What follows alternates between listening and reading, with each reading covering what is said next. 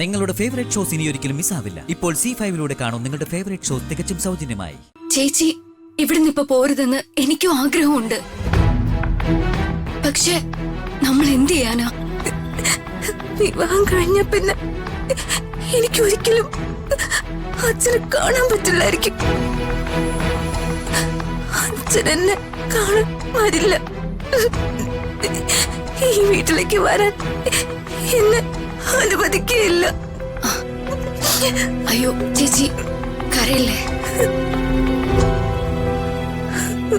ചേച്ചി എന്താ ഇത്?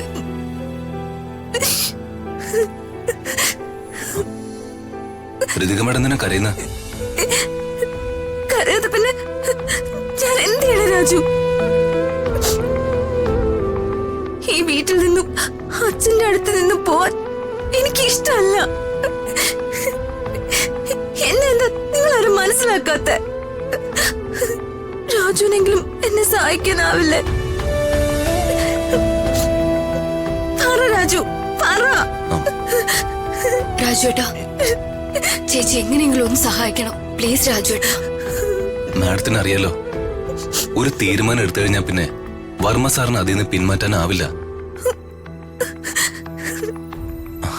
അങ്ങനെ സംഭവിച്ച ചരിത്രമില്ല.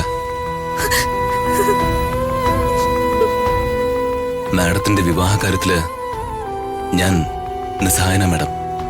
ഇതെന്താ എന്റെ വിധി മാത്രം ഇങ്ങനെ ആയിപ്പോയത്? ശരിക്കും ഞാനൊരു ഭാഗ്യമില്ലാത്തോളാ.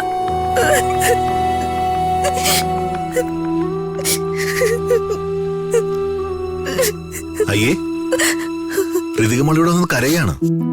എന്താ മോളെ ഇത്? ചെറിച്ച, എനിക്ക് വിവാഹം വേണ്ട. എനിക്ക് പഠിക്കണം. നിങ്ങളുടെ എല്ലാവരുടെയും കൂടെ എന്റെ അച്ഛന്റെ ഒപ്പം ഈ വീട്ടിൽ എനിക്ക് ജീവിച്ചാ മതി. അച്ഛനെ ഞങ്ങളെയൊക്കെ പിരിഞ്ഞു പോകുക എന്നുള്ള ചിന്ത മോൾ ആദ്യം മാറ്റണം. കല്യാണം കഴിഞ്ഞാലും എപ്പോ വേണമെങ്കിലും മോക്കോട് വരാലോ. ചെറിയച്ഛനും ചെറിയമ്മയും മോളെ കാണാതെ ഇരിക്കുമെന്ന് മോക്ക് തോന്നുന്നുണ്ടോ?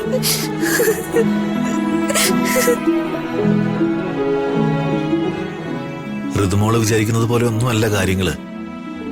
മോള് കണ്ണുടക്കി എന്നിട്ട് താഴേക്ക് ചെല്ല്. ചേച്ചിയുടെ വിഷമം കണ്ടിട്ട് എനിക്കും കരച്ചില് വരിക. അച്ഛ, ചേച്ചിക്ക് കല്യാണത്തിന് താല്പര്യമില്ലെന്ന് അച്ഛനെങ്കിലും വല്യച്ഛനൊന്ന് പറഞ്ഞു മനസ്സിലാക്ക്. ഞാൻ എങ്ങനെയാ മോളെ ചേട്ടനോട്? അപ്പോ ഈ കാര്യത്തിൽ ആർക്കും വർമ്മ സാറിന്റെ മനസ്സ് മാറ്റാനാവില്ല. ഋതിക മാഡത്തിന്റെ അവസ്ഥ അറിയാവുന്ന എല്ലാവർക്കും മാഡത്തിന്റെ കാര്യത്തില് വിഷമമുണ്ട്. പക്ഷേ ആർക്കും ആശ്വസിപ്പിക്കാന്നല്ലാതെ ഒന്നും ചെയ്യാനാവില്ല. എന്നെ ആശ്വസിപ്പിക്കാൻ 1000 നാവുകളുണ്ട്. എന്റെ കണ്ണീരൊപ്പാൻ 1000 കൈകളുമുണ്ട്. പക്ഷെ ഞാൻ വിഷമിക്കാതിരിക്കാനോ എന്റെ കണ്ണീര് തുടയ്ക്കാനോ എനിക്ക് ആരുമില്ല. ഈ ജന്മം മുഴുവൻ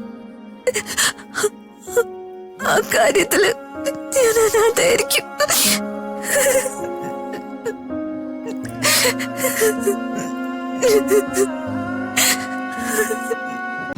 ഡൗൺലോഡ് ചെയ്യൂ C5 ആപ്പ്. കാണൂ എല്ലാ എപ്പിസോഡുകളും സൗജന്യമായി.